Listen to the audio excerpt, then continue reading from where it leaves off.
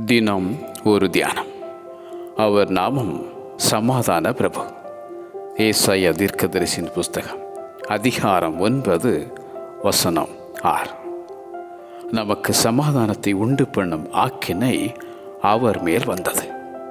அவரே சமாதான காரணர்.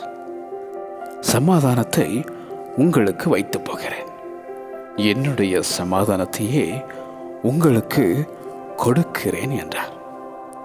உலகம் கொடுக்கிற பிரகாரம் நான் உங்களுக்கு கொடுக்கிறதில்லை.